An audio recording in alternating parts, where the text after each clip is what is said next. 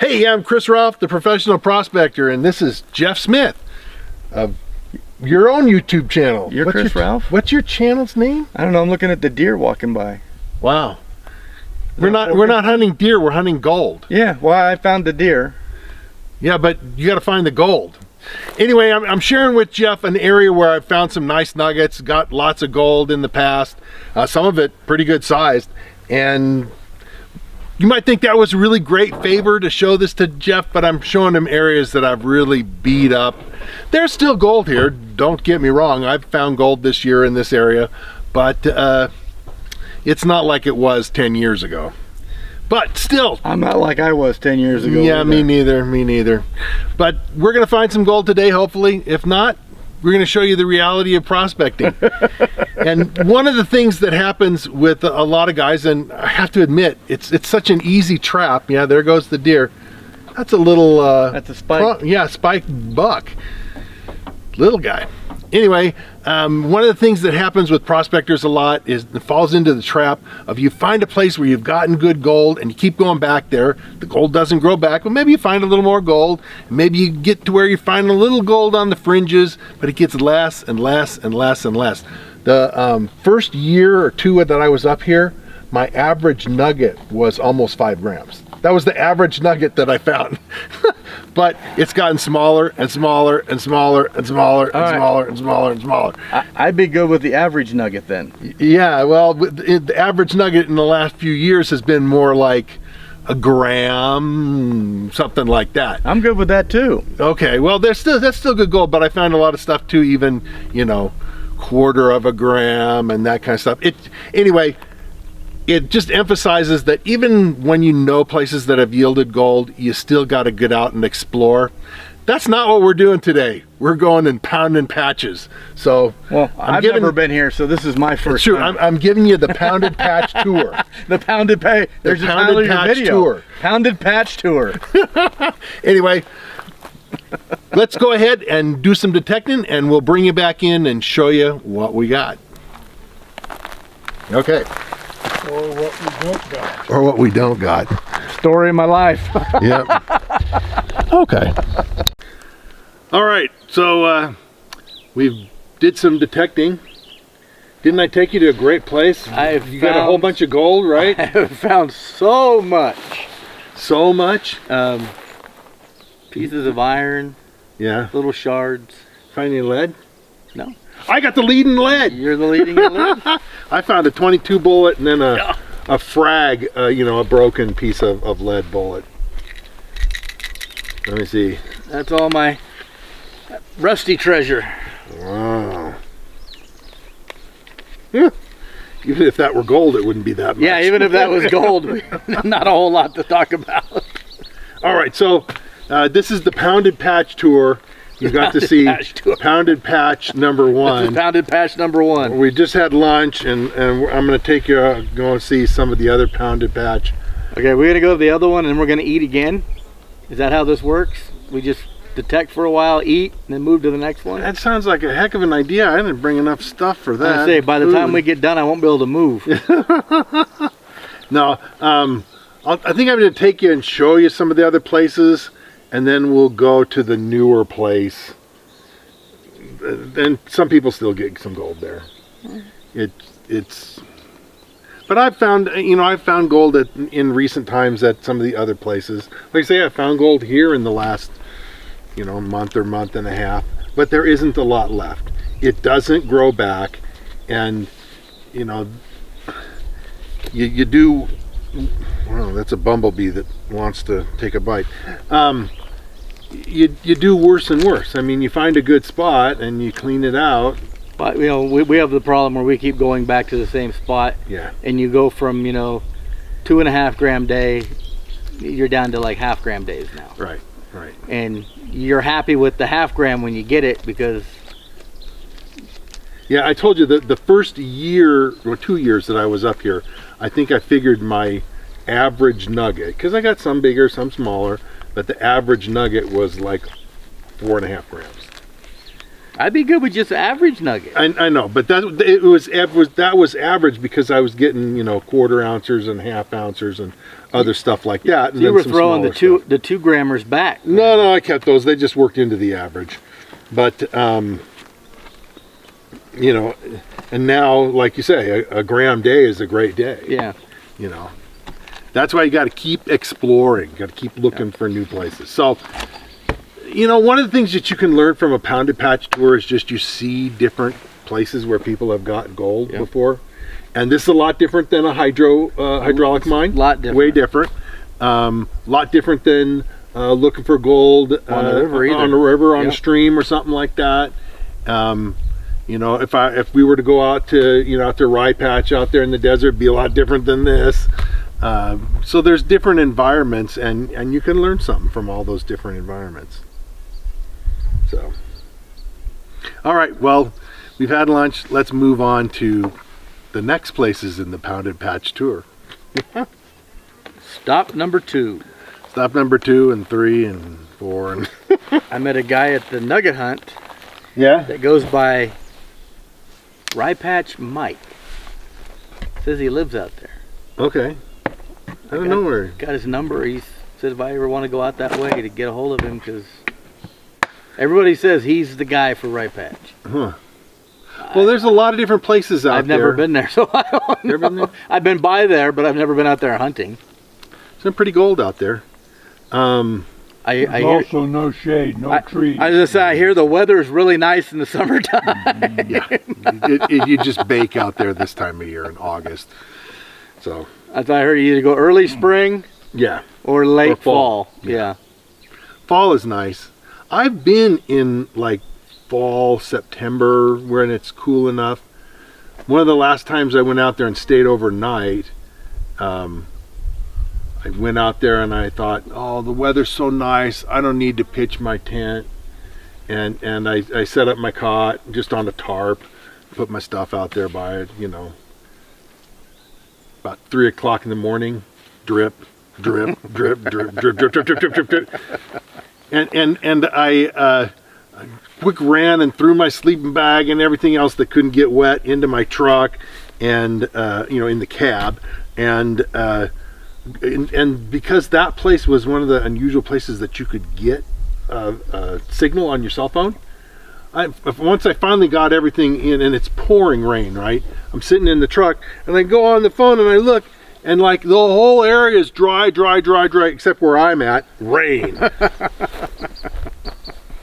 Stuff happens like that. Yeah. And it rained for like a half an hour. And then after that, everything was so wet that there was no point in going back outside. Anyway, so I slept in my cab.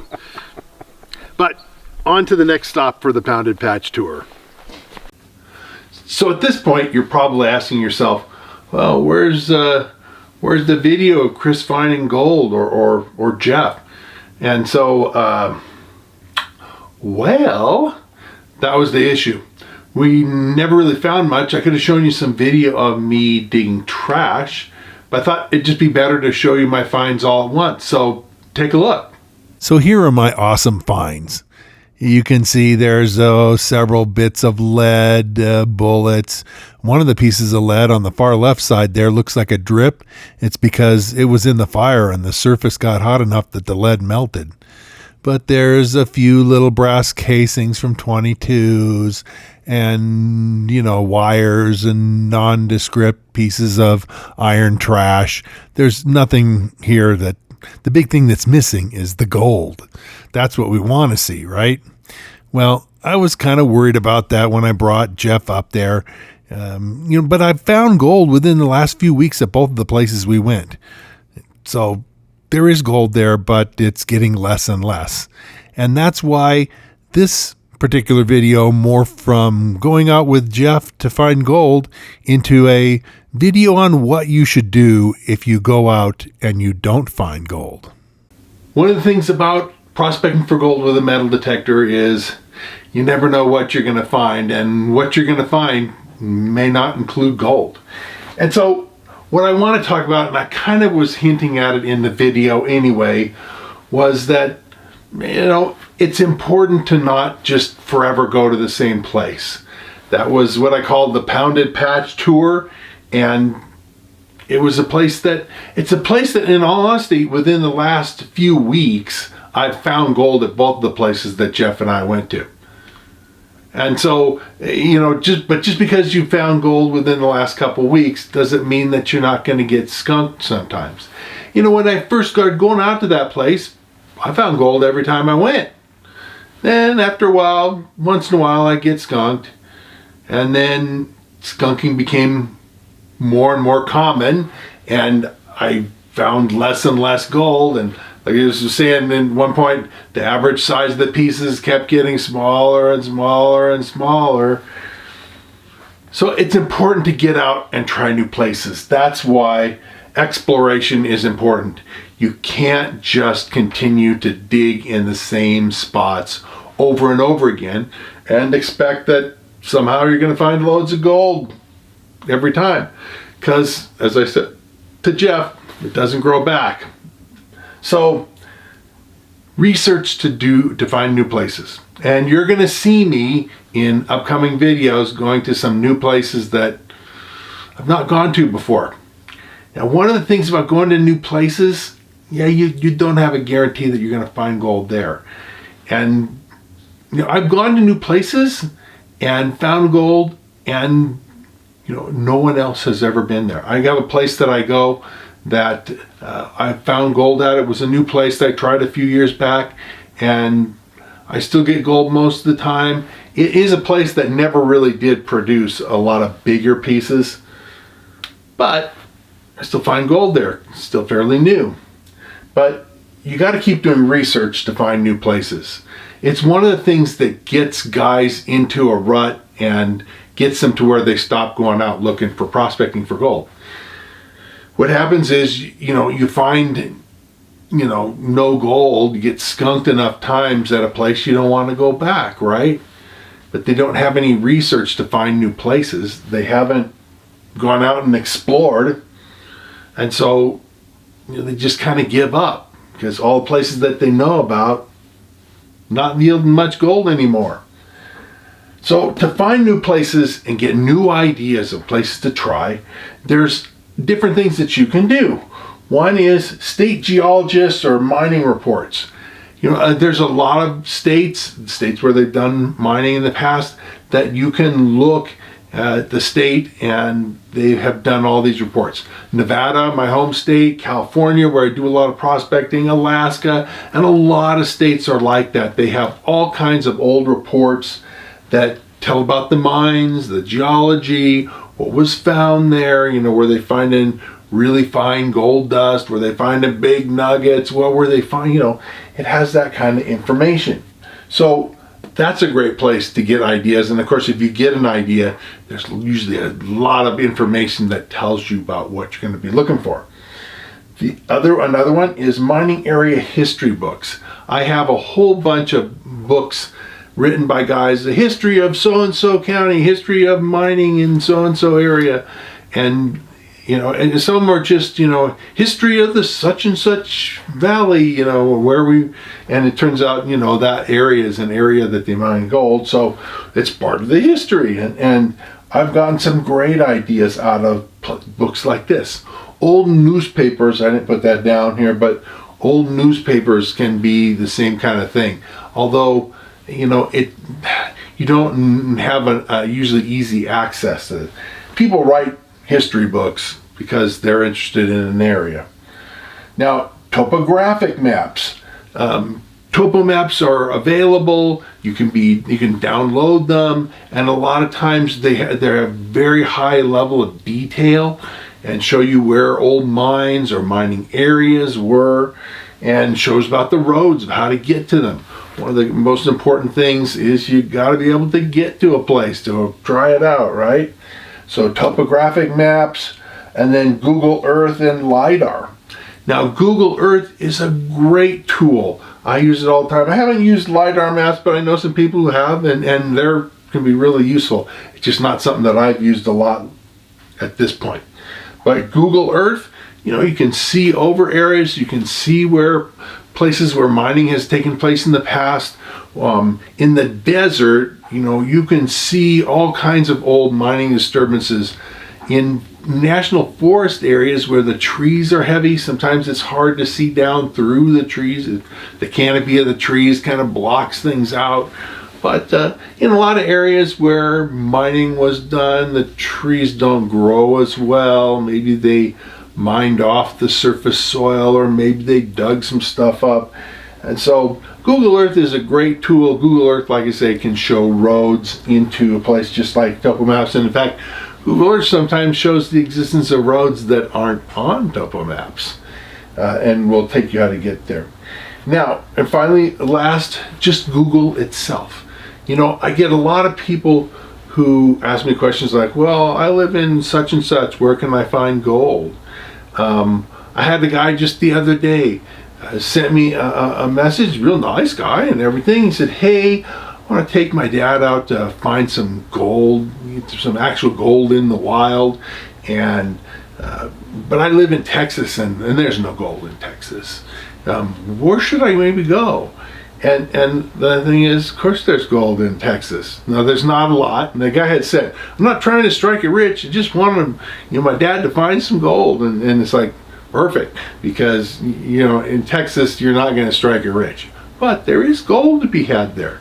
The Llano River, it has gold in it, and people pan for gold in that area a lot of times. There's all kinds of places. And you can just Google things, hey, I live in Iowa, gold panning in Iowa, or gold prospecting, or history of gold mining in Iowa, or you can put all kinds of things like that into Google and get various responses. Don't just put one, or you can even do a county, like history of gold mining in El Dorado County, California. Well, El Dorado, it tells you by the name, it's been a lot of gold mined there, but you can do things like that, and Google will spit out an amazing amount of information.